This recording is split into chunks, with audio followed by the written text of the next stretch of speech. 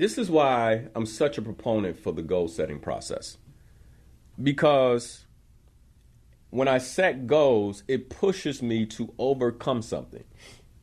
This year in my business, I'm working with these consultants, and I set this audacious goal. And I'm learning things about myself. I'm learning things about my business. I'm learning things and it's creating a certain level of resistance. I'm like, I don't want to do that, but that's what I'm supposed to do. You get where I'm going? But that's what makes me my best. When I actually realize, like, I never considered that because I never wanted to do that. But now I'm hearing from someone else who says, if you want to be your best, you need to consider this. Not only consider it, you need to do it. And so now I find myself going through phases where I consider it and I think about it, but I hold myself from doing it. And then I have to get the coaching and support so I can actually get into action around it. That is, like, if I'm not playing that game in every aspect of my life, in my health, in my relationships, in my work, in my money, in my spirituality, I am not close at all to being my best. And the reason I wanted to have this conversation is because I believe a lot of us are leaving far too much on the table. We're leaving way too much on the table. And then we wonder, like, why are my relationships this way? Oh my goodness, why is it I feel this way every night when I go to sleep? My body just, I was with the group, this, guy with these leaders. Some of them, they went and had barbecue and beer. And then the next morning, one of the guys was like, I was 2 o'clock in the morning. I woke up with this pain in my chest. I'm like, well, I bet you did. I bet you did. I mean, we do this to ourselves, right? And then we're like, why is this happening to me? Because I'm not concerned with being my absolute best. Like, how can I be my best? That will not require, putting that in my mouth will not allow me to be my best. I can't eat that.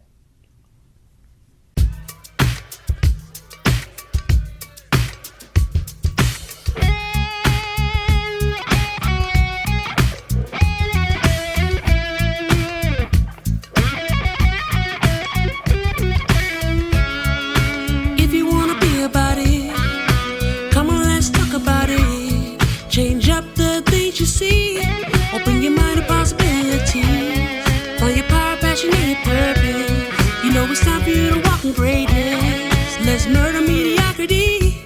Slay your goals, live out your dreams. Right now. Inspirational perspective. Open your mind to a better life. It's time to live your dream. Find your purpose now. Inspirational perspective. Let's slay your goals.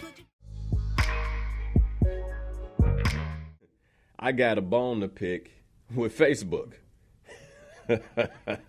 that muted half of last week's show.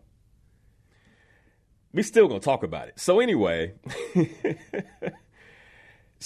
what they said was that that there was someone out there who claimed that what I talked about last week was their copyrighted content. This is exactly what they said, right? That it was their copyright content. Now, you were it. Like, was I reading last week when I was speaking?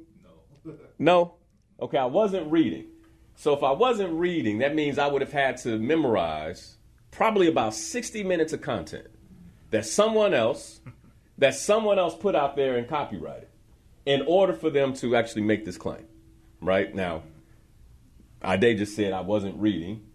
And last week's show was a very personal show because we talked about the essence of quote unquote Black history. And you know why I'm saying quote unquote if you listen to the show, right? Now, we talked about Black history. One of the things I talked about was hidden talent in Black history in particular. Now, what was fascinating is I thought maybe the research I had done got muted because maybe, that was copywritten. So I went back and listened. That's not what's muted. What was muted was the conversation I began to have about the divisiveness of race. That's what got muted. And basically, as I went into the conversation about how it's divisive and how race is used as a construct in a complex matrix to basically confuse us and in many ways rewire us or point us in the wrong direction in terms of like our purpose, like all that was supposedly copyrighted content. So I'm sharing that because I'm the kind of person that when that happens, I double down. I'm like, oh no. You're like, oh no, we ain't playing that game. I put a statement out on the Facebook page at Coach Linnell Harris if you want to go check it out. And at the end of the statement, one of the things I said, please share the Black History content that was posted on my page over the month. Because here's the other thing. Of all the content we've shared in the last 6 months, that is the content that has received the least amount of organic reach.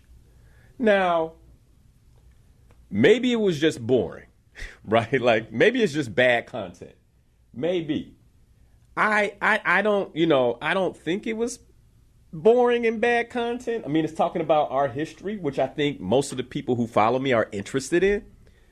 But more than likely, if you follow the page, you didn't get, you never even saw that this was posted, that, there was an opportunity to look at it. Now, somebody responded and said, well, this is why we need our own platforms. And how about, as of yesterday, there was a platform that was launched that is owned by and dedicated to Black families. How about that? So we do need our own platform. And how about that was launched yesterday? BLKFAM is the name of it. And so I thought that was appropriate given what happened to me here on Facebook. Obviously, I'm not moving like today, but you can imagine that I'm like, okay, we got to think about how we're going to do this in the future. Anyway, I want to start with that because many of you, if you listen for the recordings, that's what happened last week.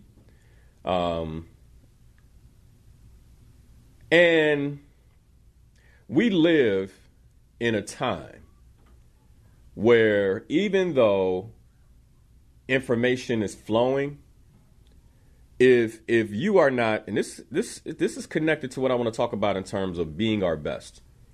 If you are not willing to seek that information out, like and find that information, then most of what is available in this world that is like now at our fingertips, and I think this is what makes the 21st century like so much more dynamic than any other time to be alive. But if you're not looking for it, then a narrative can be painted by what they provide you. Let's be clear that every one of these social media platforms has an algorithm, and that algorithm has a purpose. Never forget that. Like, never forget that. I just have to open with that. I want to get into dissecting what it takes to be your best. Now, I want to do this through the lens of what I talked about in February. We kicked off the month. I actually decided not to go right into the Black history, quote unquote, Black history conversation, because I felt like the conversation around how we're being poisoned was much more important. And by the way, I'd love to take some phone calls today. Any questions about anything that you heard throughout the month of February, feel free to give me a phone call, 773-591-1690. Let's talk about it. Here are the three things I talked about, too, so that way for the folks who were calling, we're very clear. All right? We talked about how we're being poisoned. If you'd love to, chop it up about that, thoughts about that, questions about that, give me a phone call, 773-591-1690. We talked about the 2024 economic outlook with Jeff Lewandowski. If you recall that, I got a lot of phone calls from many of you after that show who were just surprised by some of the things that he shared that, by the way, is available information. Going back to that whole conversation about we're in the information age, But there's a lot of information that you won't be privy to unless you go seek it out. You have to seek it out. That information is not just going to fall into your timeline or fall into your social media reels.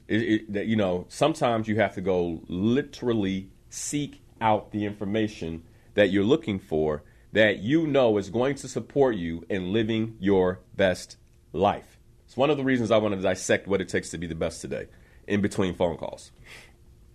Then, and by the way, that was a financial show. So we hit, how we're being poisoned. Then we went to our money. And, in some ways you can say, like, how was that being poisoned? And then we ended the show with a conversation around what I believe is mental and spiritual poison. And that is this whole idea of race. This whole idea of race, right? Let's see if they mute that part out. So, anyway, that's the conversation I want to have. I want to revisit those topics. For any of you who have questions, 773-591-1690, give me a call on those three things. And also what we're talking about today, this conversation about dissecting what it takes to be your best. Now,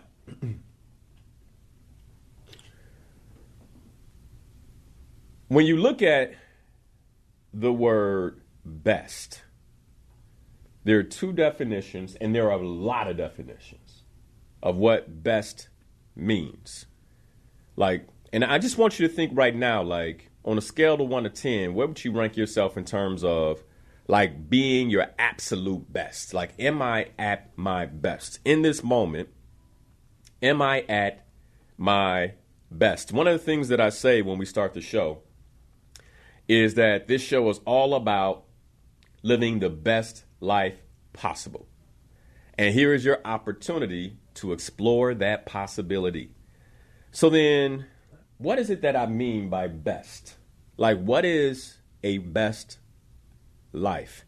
And by the way, when I think about best life, I think also like easiest life. And let's be clear, life in itself is full of disappointment, pain, grief. Believe me, I know I've taken some significant losses.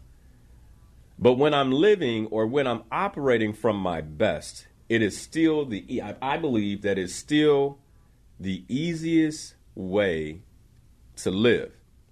Now, here's the interesting thing about this, though, is that even though I believe this is the easiest way to live, it also comes with certain sacrifices. Like, in order for me to live what we might call, quote unquote, the easiest life or the best life, it requires that I make certain sacrifices. And I want to be clear about something, because when we get into this conversation about sacrifice or doing things that are difficult or hard, like sometimes we converge that with what it's like to, like, what life is like. But I believe that it is, for many of us, the uphill climb or the failures that have actually defined our winning opportunities, like the moments when we won. Let me give you an example of what I mean. This past week, I had the opportunity to work with a group of senior leaders. And I did multiple team building exercises. So the first group of leaders that I worked with in this organization were at the very top, right? The top leaders in this organization, their leader, and then everyone that reported into him, all executives and above. And what we did was an exercise called Journey Lines, Leadership Journey Lines. And in this exercise, what I asked the leaders to do is to identify the highs and lows of their life, like their leadership journey, where they learned their major leadership lessons. And so they took some time, they charted out, we had these big Post-it charts, right? And they charted out, in many ways, their lives, the ups and downs. And as they began to go through, these leaders, there were, I think, about 7 leaders in the room. And as they began to share these ups and downs with one another, like they would get to a quote unquote down, and they might get emotional. It might be something about a parent or something they learned, and maybe, it's a lesson my dad taught me, but, dad has passed on. And so there's emotion there. And what was interesting is as they shared these ups and downs, the group began to have an epiphany. And the epiphany that they had, that they shared with me the next day, was that a lot of what they initially thought were their downs were moments of enlightenment that actually created the next up. Like these moments of enlightenment that actually created the next opportunity, or a failure that actually opened the door to where they are now. Almost every one of these senior leaders talked about a time in their leadership where they got a brand new opportunity to lead, and they went into that opportunity and failed. Like bad, to the point where someone had to have a conversation, like that someone was a boss, had to have a very difficult conversation with them. And that was, they called like a low point in terms of what they experienced. But then they're like, but if I didn't experience that, I wouldn't be here, right? Like, it's like they had these epiphanies, and I'm sharing this because often when we think about what's best, I believe that most of us as human beings don't have a clue about what is actually best for us. And if we could, we would likely craft our lives in a way where we would miss out on life-altering, life-transforming opportunities, because we would avoid the low points that actually reveal something about our character, something about what's missing, something about how we should go for more. Like we would actually have lost those opportunities, which means we would not be our best, or at least where we are now. Even if it's not your best, at least where you are now.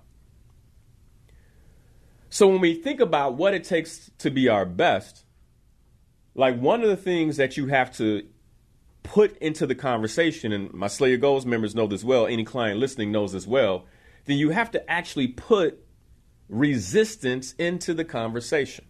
Because if I'm going to be my best, it means that I am actually signing myself up for a life of resistance.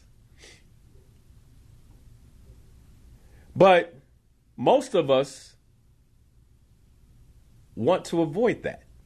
Like intuitively, if I said, hey, this afternoon, whatever it is that you are looking to do is going to undergo some resistance, most of us go, no, hold on now. Like, we don't got to do all that. I don't want to have to work hard. But then isn't that what being our best is really all about? Like the opportunity to push ourselves in a way that actually takes us to our highest potential as a human being. When you look at the definition for the word best, one of the definitions says most advantageous, suitable, or desirable. The adverb of the word says most excellently or suitably, with the most advantages for success. So if I truly want the best, then that means that I have to be open to some level of resistance.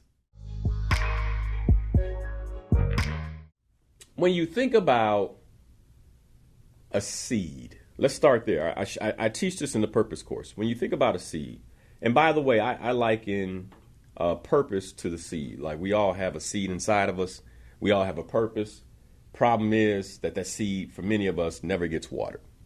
And because it never gets watered, then, the seed never really fully reaches its potential. But let's say the seed gets watered, and the seed is watered through, I liken water to power, where you actually step into your power. Because just because a person has purpose doesn't mean they have power too, right? And I liken power to me understanding who I am from a place of essence, like my spiritual substance, which powers my body, which powers my physical entity. Like that is what powers also my purpose. And I have these ways of being that I can tap into with unlimited source. I did a whole show about this some time ago on essence. You got to go on YouTube and search it out. But when I know my essence and I'm coming from that place, I combine my purpose with that power. What I get is possibility. Now, if we go back into this idea of the seed plus water, you get a shrub, right? And I have this plant in my house that I actually I got from my mom. When she passed, I took this plant. I took this plant because she's had it. I can remember my entire life, this plant has been in my life, right? In some aspect. I don't know what part of it. Maybe the roots are still there from the beginning. Some of the leaves are falling off and regrown, etc. But you get my point. Like this plant has been in my life most of my life. And so when my mom passed, it was like, I'm taking this plant home, right?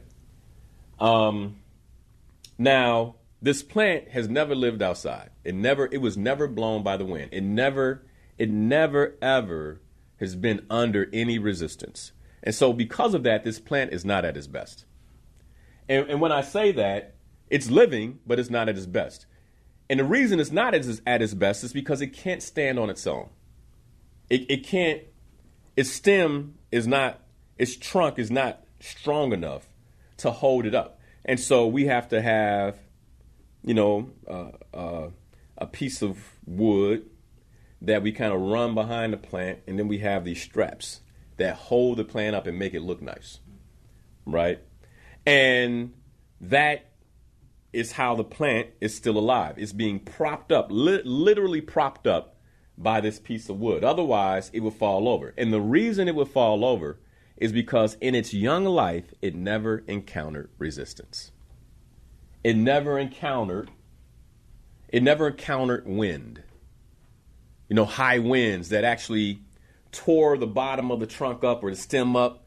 And then it had to repair itself and get stronger and say, okay, I bent a little bit. I got, the sun is bringing me back. And now there's a scar there that actually will, create scar tissue that holds it up in the next storm. And so many of us have gone through storms that we resent. But without that storm, you would not be standing. And many of us are avoiding storms that would actually support us in being the best that we should be. If you really want to get under this idea of what it means to be your best. Let me give you an example of what I mean. So we did this cleanse, right? The detox and cleanse at the beginning of the year. Now, Titus, let me ask you, man, like how many people, do you know how many people listen to WVON? Like the numbers? Average of 10,000. 10,000? Yes. Okay, so an average of 10,000 on any given time. Any given time, there's an average of 10,000 or so people that are listening. Yes. To the station. Okay. All right. Now that's solid. Okay, 10,000 people.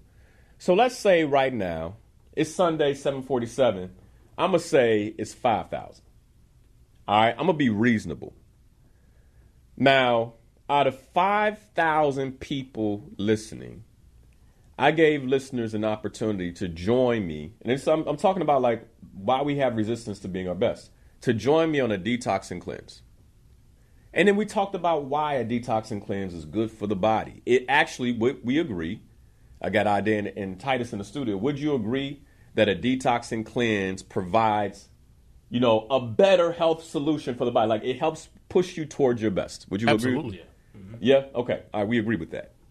So out of 5,000 listening, because I just cut it in half, right, in terms of how many people listen, just to make this point, right?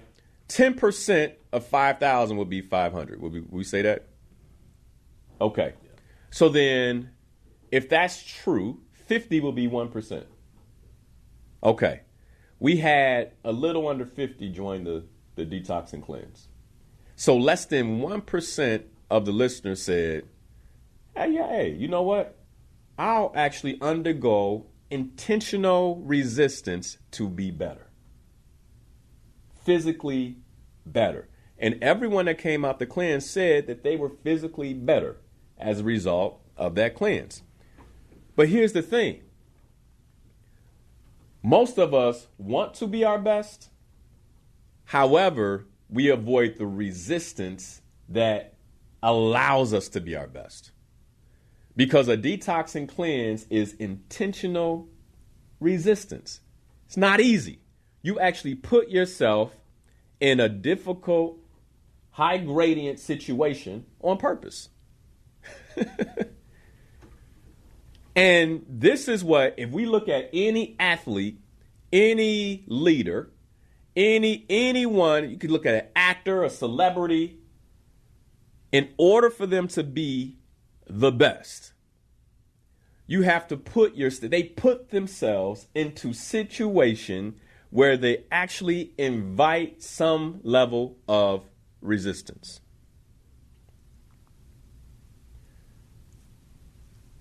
Intentional resistance. Being your best requires that you put yourself in places, that you put yourself in circles that actually increase the amount of resistance you will receive.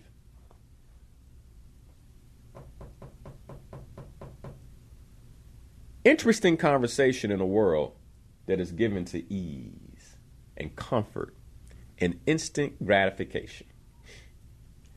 And I'm curious if, for those of you who are listening, you can realize how instant gratification actually undermines anyone that wants to be their best.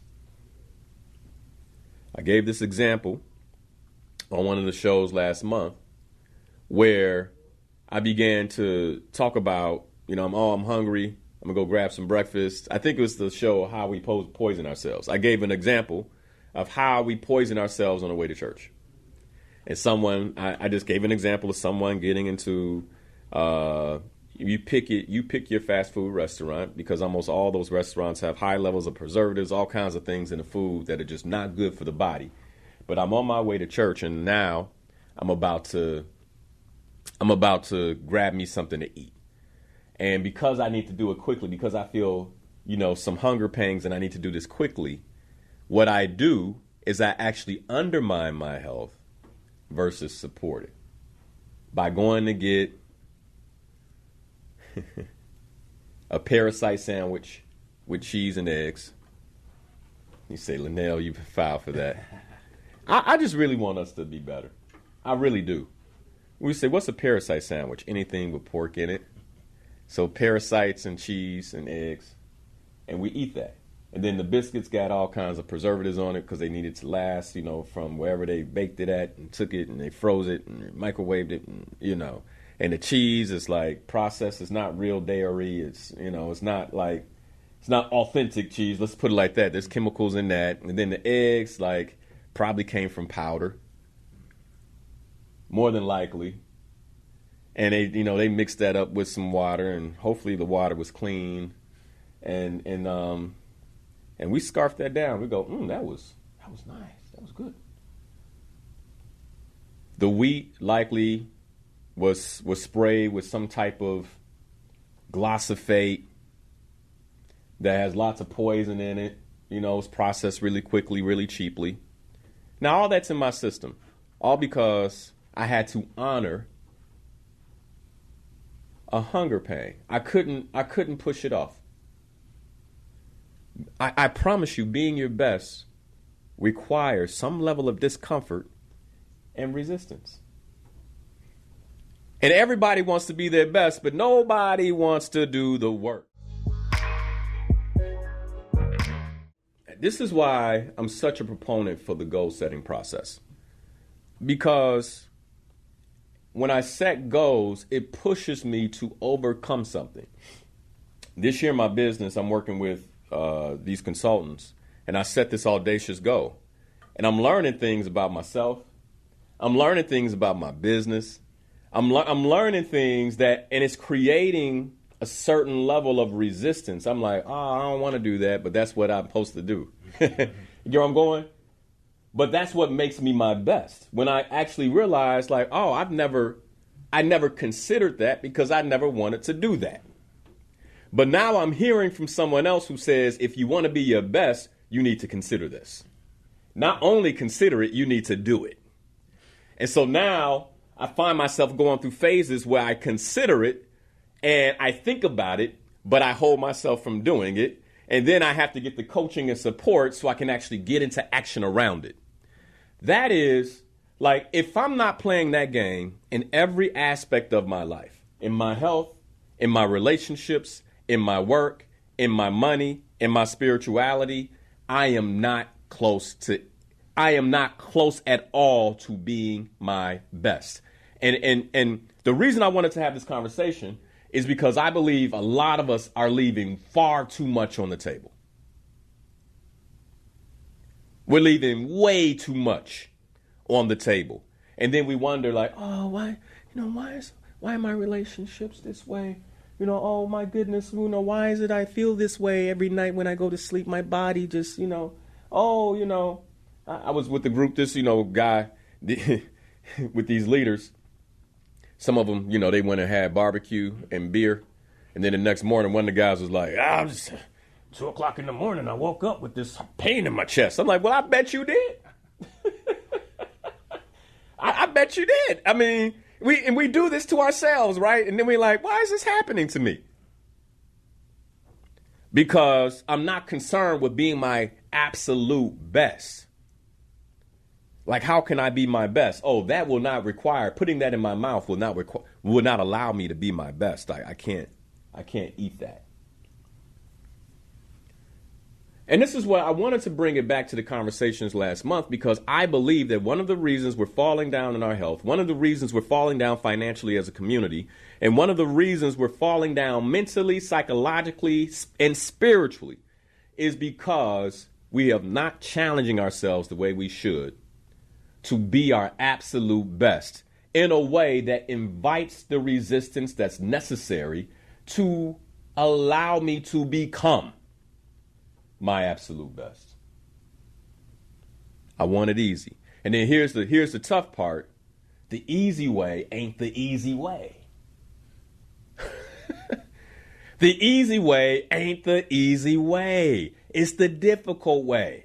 And so whenever I allow ease into my life, somewhere I'm going to pay for it. Like somewhere I got to pay that bill. And most of us were just accruing a tab that when it comes time to pay, one of the first things we'll do is like, oh God, why are you doing this to me? And if you really listen, if you really get quiet, the answer is going to be, I didn't do this to you. You did this to yourself. You did this to yourself. This is the state of being of the best, right? It's a noun. This is the noun definition. So you have the adjective or adverb definitions, and then you have the noun. I like nouns. I like the state of being of a definition. And it says something or someone that is the most excellent, most suitable, or of the highest quality, or to the highest degree. So then when I think about my health, like my health being the most excellent, the most suitable for my life journey, at its highest quality, at its highest degree? Like, is my health there? Are my relationships there? Is my financial situation the best that it can be? Like, a lot of times we'll look at what we don't have and not look at what we have and say, well, am I operating from the best? Like, am I using my money in the best way? Is my spiritual life, my spiritual walk at its best? Is there an opportunity? Am I fully committed to being my best? And I'm afraid that many of us cognitively will shake our heads like, yes, the best. But when it comes to actually showing up for ourselves, I'm not even talking about anybody else. Because here's the thing. Like, there are many of us who are listening, like, you will go be the best for someone else.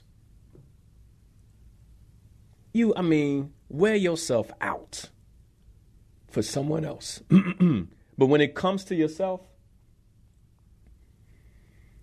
that's where your love stops. Like, that's where, like, I was giving this example. Michelle, I'm about to come to you.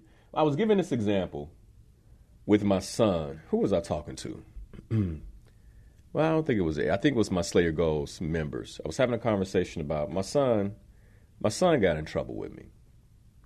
And we had the conversation 4 times. So the first time it was kind of gray. I asked him, well, if you get in trouble again, what should we do? And he put it out there. Take all my toys. I'm a punishment. I lose, screen time. Like, he put it out. He put it out there. Right. And then a second time happened. And it was kind of gray.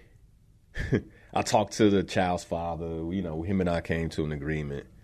It was like, all right. Then the third time, I was like, look, man, why does this keep happening? Right? And we had a really good conversation about it. But again, it was gray. Then the fourth time happened. It wasn't gray. Like, he had violated our agreement.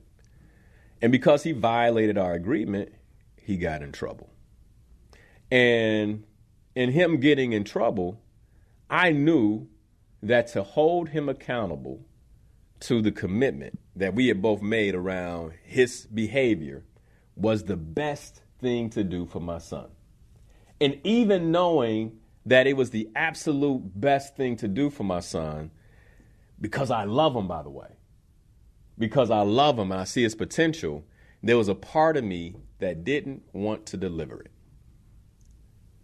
Because it's the difficult route. It's the route where, it puts him and I at odds with one another. It's the resistance route. And I didn't want to do it. But I also knew that my commitment to my son required that I hold him accountable, even though I didn't want to, even though it kind of hurt a little bit to see him cry like that, right? I was putting his toys one by one in a bag, and he wasn't going to see them for. He just got them yesterday. He just got the toys yesterday. This happened like 3 weeks ago, 4 weeks ago, almost a month ago. He just got his toys back. And I was putting the toys one by one in a bag. Man, you would have thought that I had what they call those whips, a cattail whip. You would have thought I was hitting that boy with a cattail whip, the way I'm putting his toys one at a time in the bag. Oh, daddy. Right? And the way he was crying hurt my heart. But that's not what's best for him. It's not what's best. My question is, when it comes to you, are you doing what's best for yourself? Because often what's best for ourselves doesn't feel good. It is not the easiest thing. Actually saying no, don't put that on my salad. Take it off. Like, I would like to have it, but I know it's not what's best for me.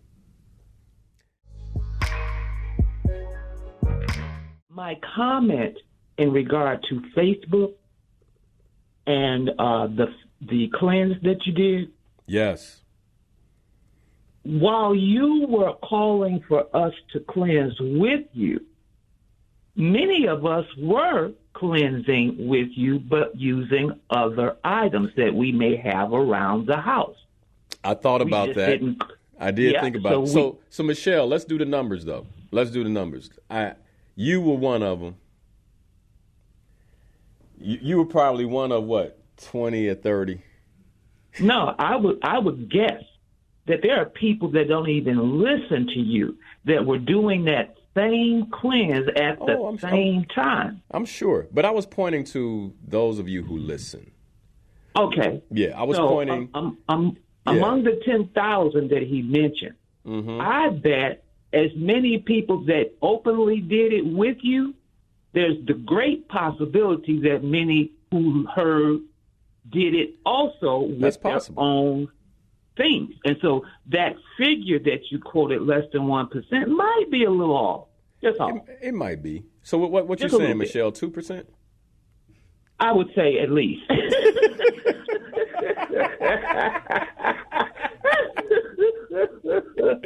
I can rock with that. I can rock with that. Okay, but not much more than that. I can guarantee you that. Right. Okay. So 2%. She corrected me. There's somebody in the Facebook stream also who was saying they did the cleanse on their own. All right. I'm rocking with y'all. But I'm just saying, we're going to add another 30 to 50. So 2%. I'm not sure that it was more than that. And how can I be so certain? I've been doing self-development work now for about a decade and a half. And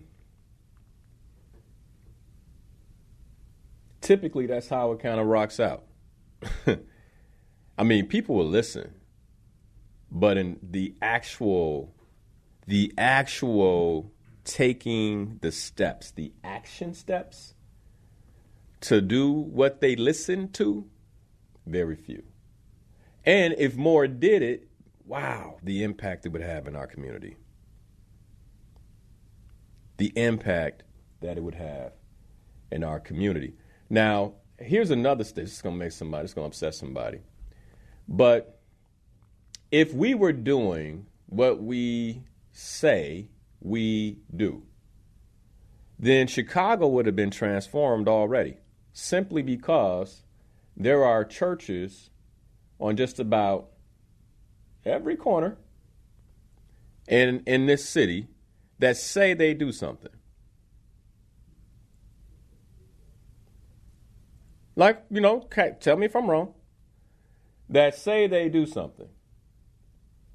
And if they were actually delivering the message and the way of Christ in that neighborhood, like if they were doing what they talk about, man, every church too, everyone, like if every one of them, but see, typically it falls to like 2 to 3%, 4% that are, of these pastors, these leaders, these churches actually doing what they say.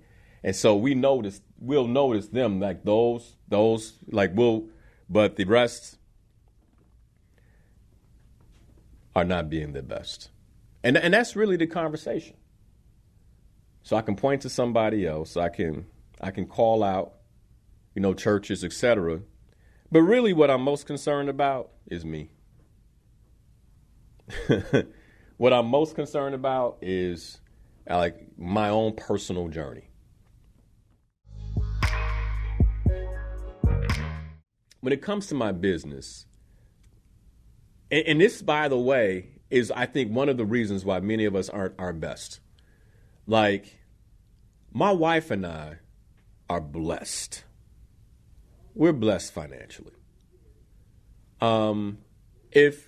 Whether I hired these business coaches and consultants to scale my business or not, my business would be fine. Like, you get where I'm going? The question is it at its best? And that is the distinct difference that I'm really pointing to this morning. Like, is it at its best? Are you at your best? And like that creates a new gradient that creates a brand new gradient, because then when I look at my health, because you'll have people say, well, I walk 30 minutes every day, and it's like, yeah, but I didn't ask you what you were doing. I asked if you're at your best, right? Like, are you at your best? Like, because what if you could run for 30 minutes? Like, that would be you at your best. So, but a lot of times we disqualify the best for mediocrity, for mediocre outcomes. Oh, well, I do this. Oh, well, I don't eat pork. It's like, but you eat everything else. So are you at your best? Like, it's a fundamental question. And you can look across, well, my wife and I have been together for 30 years. And it's like, but are you all at your best? Are you at your best? When it comes to, my work, I've been doing this work for 20 years. I have this amount of experience and, they love me there. But are you at your best? Like, are you, and it's a very personal conversation. Are you at your best? This week, again, I was, out of town working with a group of leaders, and I was having a conversation with my team that it was 3 of us there supporting this group. And one of the gentlemen who you could say was co-facilitating with me, our project coordinator, the project coordinator on the project was like, hey, she got a drink. She's like, well, do you all drink? He was like, well, I do. But when I'm with the client, I realize that if I have a drink the night before, I'm not at my best. Right? And it's like, and your best is personal, because often if people haven't experienced you, they don't know you're not at your best. And then what happens, I believe this is what happens, and this is the, good is the enemy of great. Because then if I know I'm not at my best and then people applaud me for being good, you go, oh, well, I guess I can drink the night before I facilitate. They didn't think anything was, but I know I'm not at my best, right? And I loved his comment when he was like, I'm not at my best. So that's why I don't. On the weekend, maybe, and I told her, like, for me, it's about, my physical well-being. It's about how, it's about, am I at my best physically? So I'm going to put myself before those leaders. Like, how do I feel? Am I at my best? How do I feel like I'm my best? Because when I feel like I'm my best, then I know I deliver my best. It's one of the reasons why I'm very thoughtful about my diet on a Saturday night, because I want to be able to bring my best to the listeners on Sunday morning. And I know that if I got something heavy in my stomach and my body is still trying to digest that, all my blood flow is in my gut and not in my brain. And people are like, oh, Linnell was, he was good. Not as good as he normally, because I'm not at my best.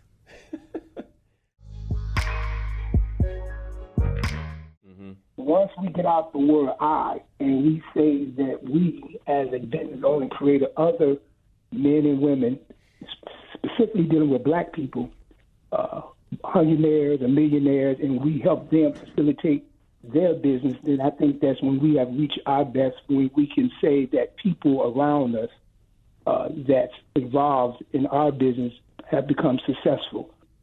Half of the problems we wouldn't even have if we looked at it from that perspective and made that the black man, the black woman, and black children or family fashionable. We made that popular.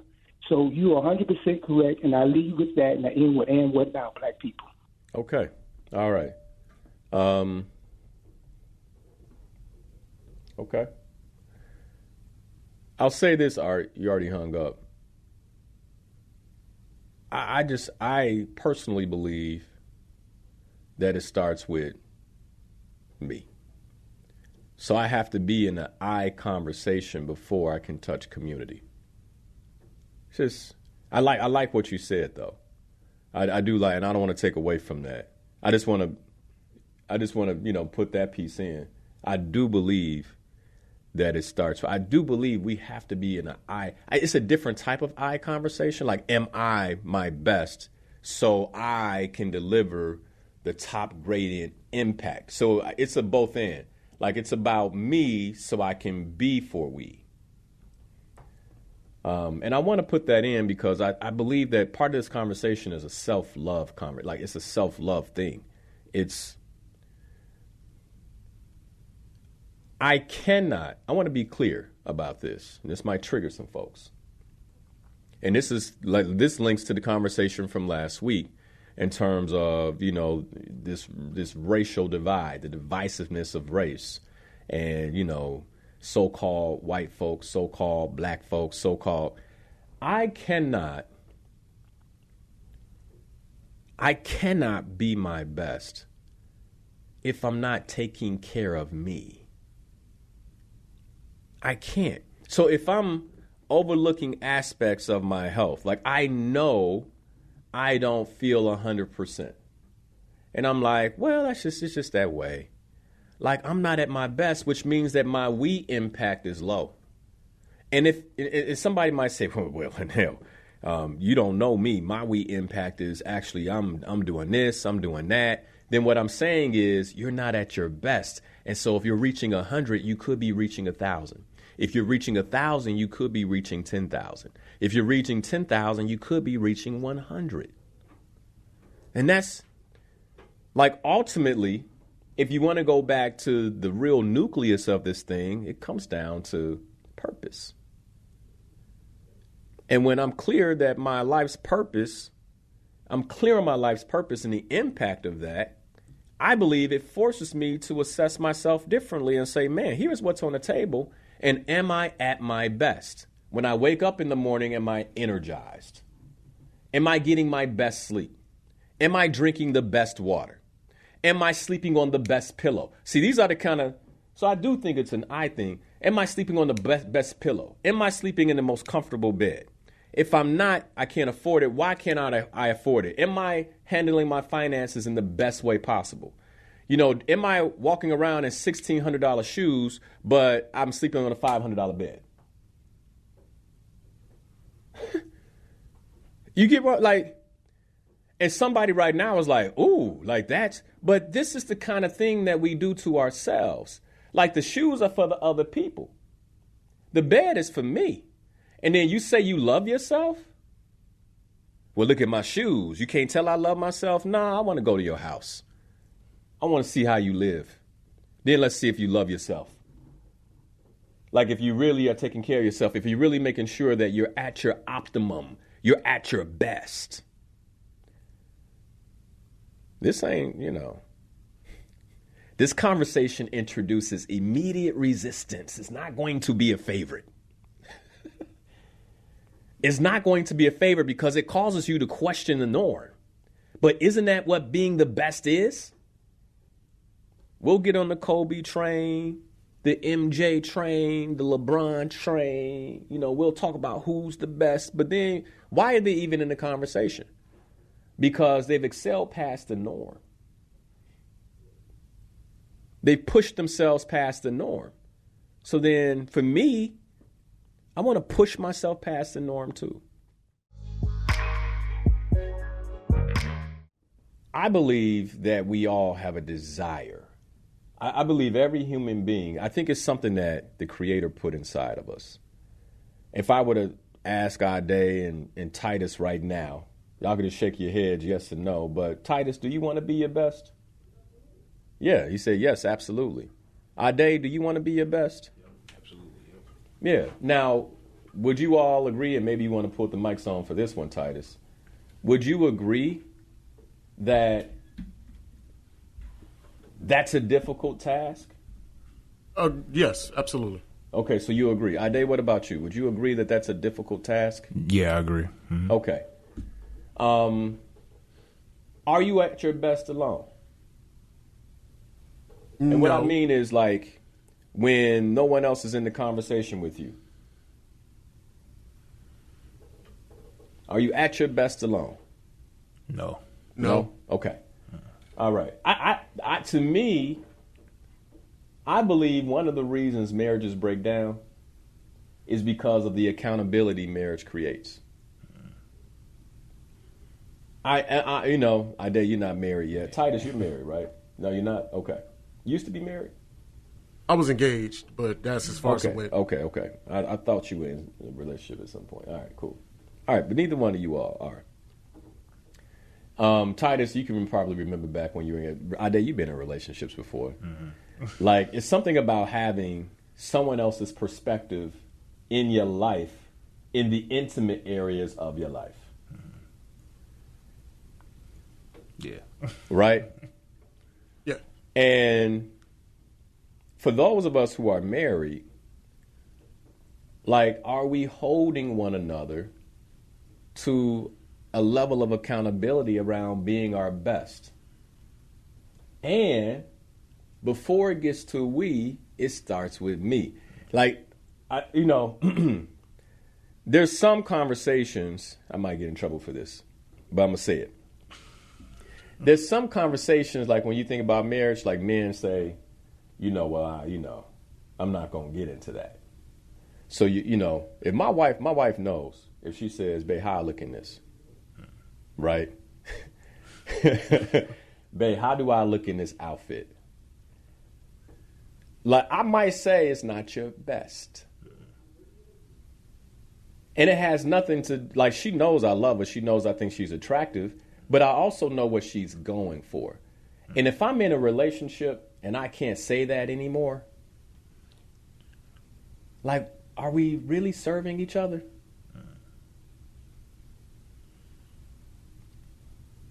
Something to think about.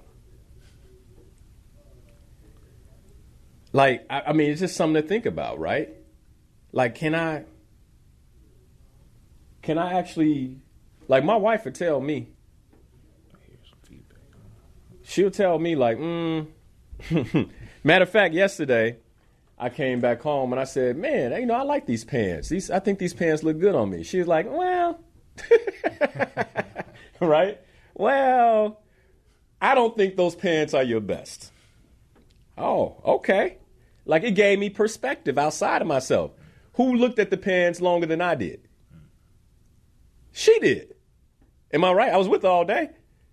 She looked at the pants longer than I did. I saw them in the mirror at the beginning and at the end of the day. And before I took them off, I looked and I said, I think these pants, she's like, those are not your best pair of pants on you. Right? And it's not like it's done with love, because she wants to see me at my absolute best. I want to see her at her absolute best. As a matter of fact, now I will get in trouble for this. Yesterday, she asked me about 4 or 5 times in 4 or 5 outfits. Like, what do you think? Right? Is this my best? That, to me, is one of the beauties of being in relationship, of marriage. One of the covenants of marriage is that we are building each other to be our best, which is why one can put 1,000 to flight, 2 can put 10,000.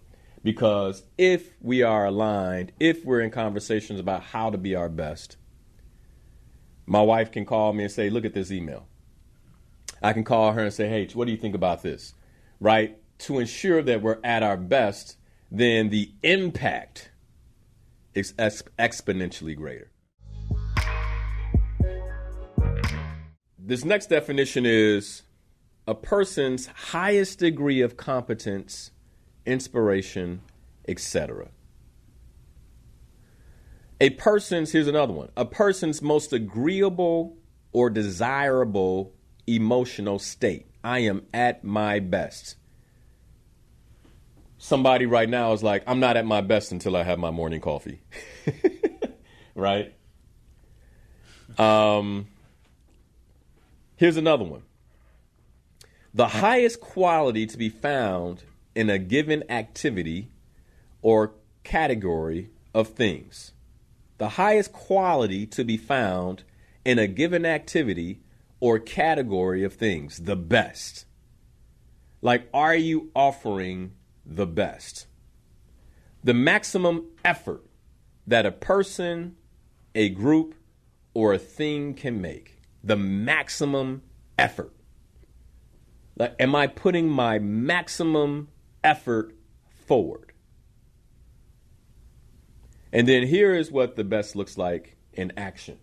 And this is where the resistance comes up. The verb of this word is to get the best of, the better of, to defeat or to beat. So then my question to close out today's show is, when we look at best in terms of it being a verb, the action state of this word, what do you need to get the best of, the better of this morning? What is it that you need to defeat? What is it that you need to beat so you can be your best? And just be with that for a second. Like, if we're dissecting what it means to be the best, if that is what I'm looking for, then what does that require of me? Like, what do I need to get better at? What is it that in my personal life I know I need to defeat? What is it that I must beat? Like, when I think about 2024, if I'm going to take myself to another level, then what is that thing that this year I must beat? I got to beat this thing. I must defeat it. And identifying that, let's be clear. One of the reasons I show up every Sunday is because part of the impact I'm looking to make is to drive awareness. Because here's what awareness does. And this is why, this show, I think as much as people love it, it's probably sometimes hard to listen to. Because, it's my job to introduce resistance into your life. That's what I can't get on the airwaves and say I'm your host and life coach. What a life coach does, what I do as an executive coach, is I support my clients in gaining awareness they didn't have. And I can't tell you how many of my clients say, sometime I wish I didn't have it. I wish I didn't see it this way now. Because now that I see it, I got to do something about it. Right? I got to do, and what awareness does, awareness provides choice. This morning, a conversation about being your best may not have been in your awareness. It may not have been in your awareness. My job is to bring it to your awareness and put you at choice. And folks like me aren't popular. Right? That's not fun. But I'm not here for fun and games. I'm here so you can be your best. I'm here so you can actually identify what it is that you need to beat and defeat. What is separating you from living your absolute best life? What is fundamentally breaking down the relationship that you're in, where you cannot experience the intimacy, the passion, the love, the connectedness, all the things that are in a best relationship? What is it that you need? And I'm saying that because a lot of times we'll say, well, if my husband, if my wife, no, what is it that you need to defeat? What is it that you need to beat? For some of us, it might be the need to be right. I got to defeat that. I got to get over that. Every time my wife says something, I say, right? Kills the intimacy, kills the passion, kills the connectedness. So I'm always right, but we're not in the best relationship.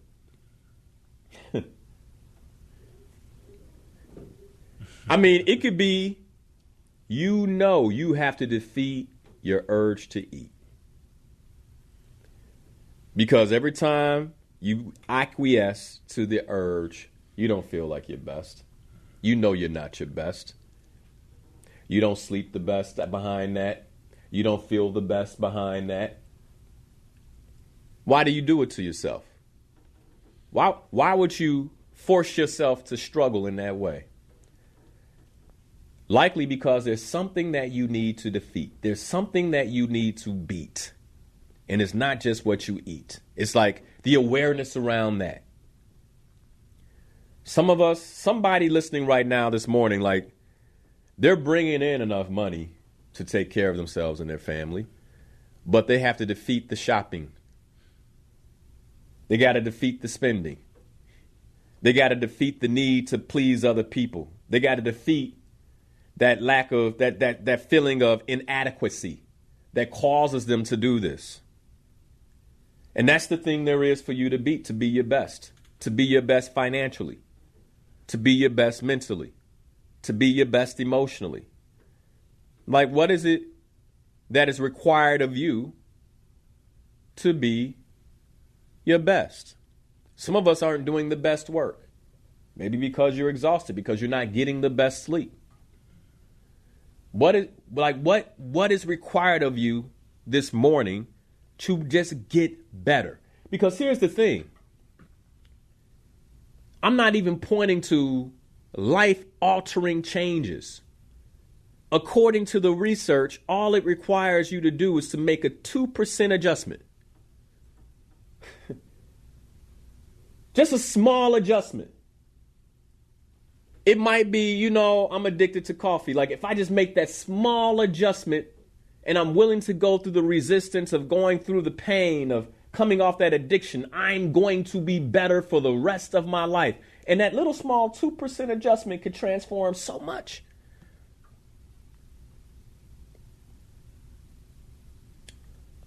It could be spiritually.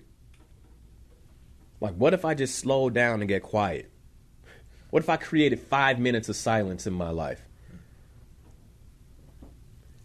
What if after my prayers, I actually sat and meditate and listened for the answers?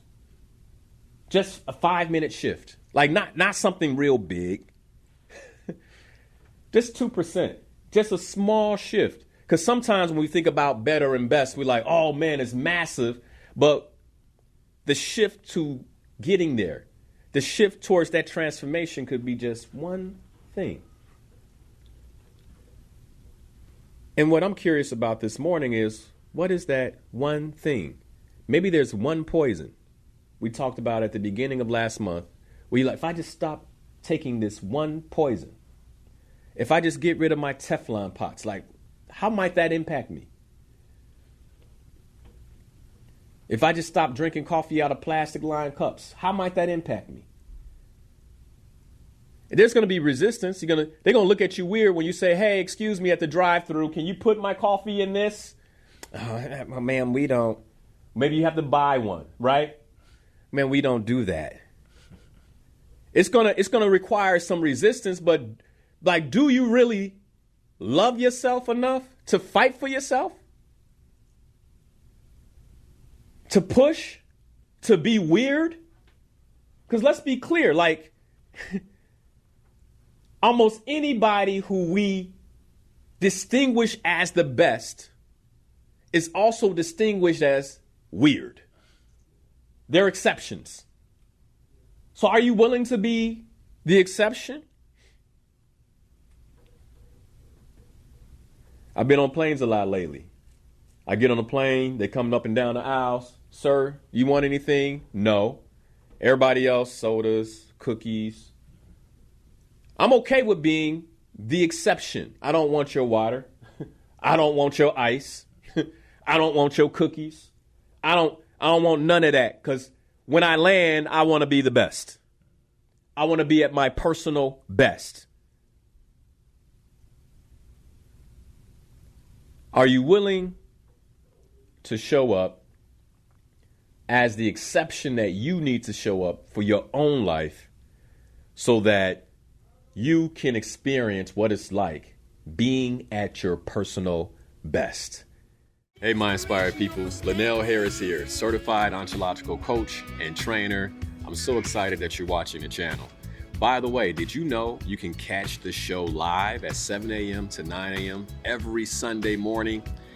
You can. All you have to do is go to my Facebook stream, Coach Linnell Harris. Catch the stream live, or you can listen to the radio show via iHeart at WVON 1690 AM.